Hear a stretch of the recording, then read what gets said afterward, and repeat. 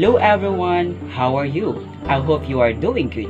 Today we are going to discuss the 15 characteristics of 21st century teacher by Tsisana. Are you ready?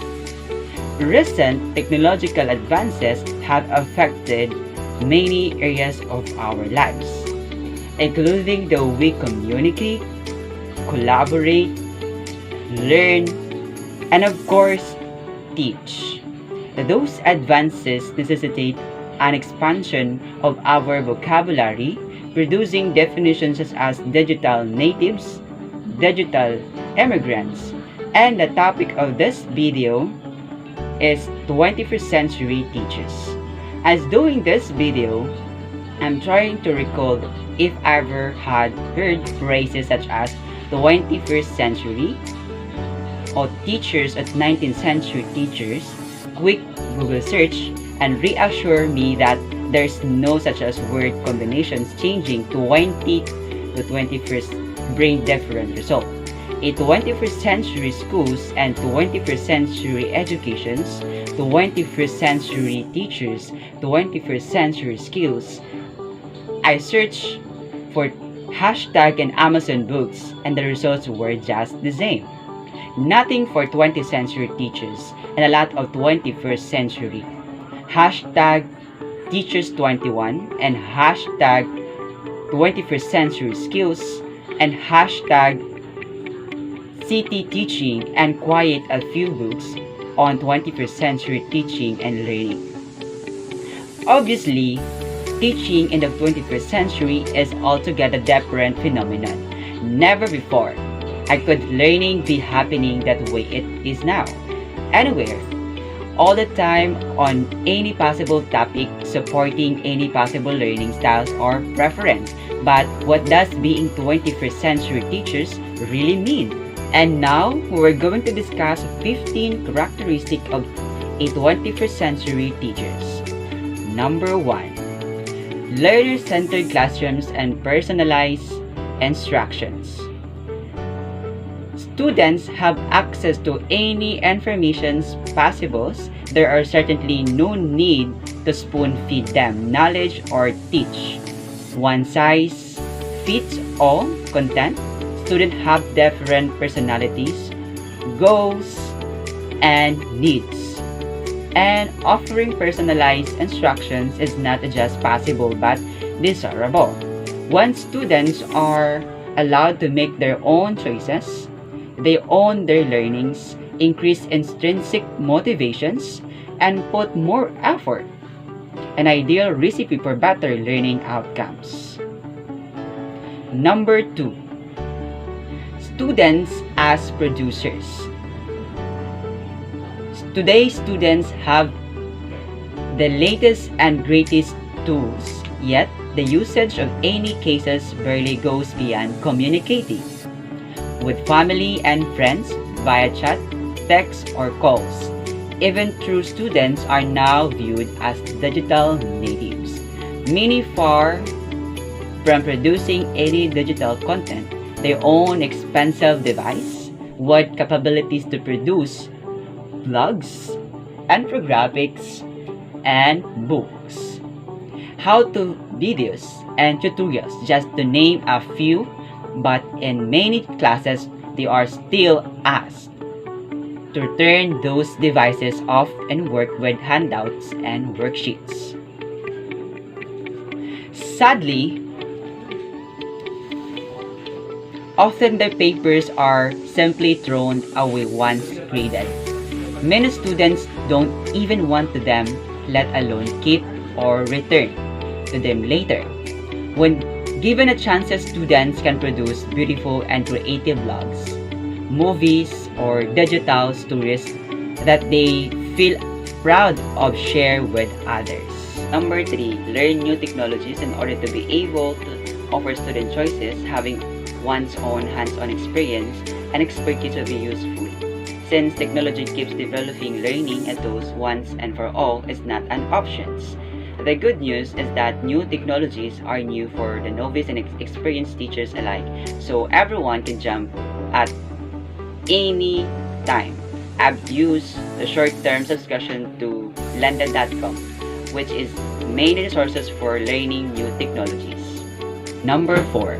Go global. Today's tools make it possible to learn about other countries and people firsthand. Of course, textbooks are still sufficient yet. There's nothing like learning language, cultures, and communication skills by actually talking to people from other parts of the world. It's a shame that with all tools available, we still learn about other cultures and people and events from the media, teaching students how to use the tools in their hands to visit at least virtually in any corner of this planet. Will hopefully make it as more knowledgeable and sympathetic. Number 5. Be smart and use smartphones. Once again, when students are encouraged to view their devices as valuable tools that support knowledge rather than as distractions, they start using them as such as I remember my first year college when I would not allow cell phones in class, and I tried to explain every words or new vocabulary words to answer every questions myself, something it wouldn't even think of doing today. I've learned that different students have different needs when it comes to help new vocabulary or questions, so there's no need to waste a time and explain something that perhaps only 1 or 2 students will benefit from. Instead, teaching students to be independent and know how to find the answer they need makes the class a different environment. I've seen positive changes ever since I started viewing students' devices as useful aids. And in fact, sometimes I've even responded by saying, okay, I don't know. Okay, use Google's and tell us what is difference in their reactions and outcomes. Number 6. Blog. I have written on the importance of both students and teachers blogging. Even my beginners of English could see the value of writing for a real audience and establishing their digital presence. To blog or not to be blog, not being a question so anymore. Number 7. Go digital. Another important attribute is to go paperless, organizing teaching resources and activities on one's own website, and integrating technologies can bring students' learning experience to a different level. Sharing links and offering digital discussions as like this, opposed to a constant paper flows, allows students to access and share class resources and more organized fashion. Number 8. Collaborate. Technology allows collaboration between teachers and students, creating digital resources, presentations, and projects together with other educators and students will make classroom activities resemble the real world. Collaboration should go beyond sharing documents via email or creating power presentations. Many great ideas never go beyond a conversations or paper copy, which is great loss. Collaboration globally can change our entire experience. Number 9. Use Twitter chat. Participating in a Twitter chat is the cheapest and most efficient way to organize one's PD share and research ideas as stay current issues and updates in the field.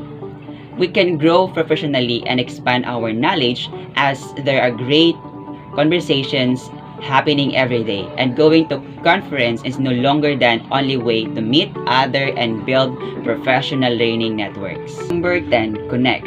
Connect with like-minded individuals. Again, today's tools allow us to connect with anyone, anywhere, anytime. Have a questions to an expert or colleague? Simply connect via social media. Follow or join us or tell. Number 11. Project-based learning. As today, students have access to authentic resources on the web, expert anywhere in the world, and peer learning that same subject anywhere else. Teaching with textbooks is very 20th century. Today, students should develop their own driving questions, conduct their research, contact experts, and create final projects to share, all using devices already in their hands. All they need from their teachers is guidance. Number 12. Build your positive digital footprint. It might sound obvious, right? But it is for today's teachers to model how to appropriately use social media, how to produce, publish valuable content, and how to create shareable resources. even though it's true that teachers are people and they want to use social media and post their pictures and thoughts. We cannot ask our students not to do inappropriate things online if we ourselves to do them. Maintaining professional behaviors, both in class and online, will help build positive digital footprint and model appropriate actions for students. 13. Code. While this one might sound complicated, coding is nothing but today's literacy. As pencil and pens were the tools of the 20th century today, teachers must be able to operate with today's pen and pencils or computers. Coding is very interesting to learn. The feeling of writing a page with HTML is amazing. One thought I have a ways to go, just like in every other field, a step at a time can go a long way. Again, search lenda.com is a great resource to start with it in writing or in coding. Number 14. Innovate. I invite you to expand your teaching or your talkbacks and try new ways you have not tried before, such as teaching with social media or replacing textbooks with web resources, not for the sake of tools but for sake of our students. Ever since I started using or I heard TED Talks and on my own activities based on those videos, my students have been giving very different feedback. They love it. They love using Facebook for class discussions and announcement. They appreciate novelty, not the new tools, but the new, more productive and more interesting way of using them. Number 15. Keep learning. As new tools and new technology keep emerging, learning and adapting is essential. The good news is it is fun and even 20 minutes a day will make you a long way. That would be all for today's topic. I hope you learned something in our topic, the 15 characteristics of 21st century teachers.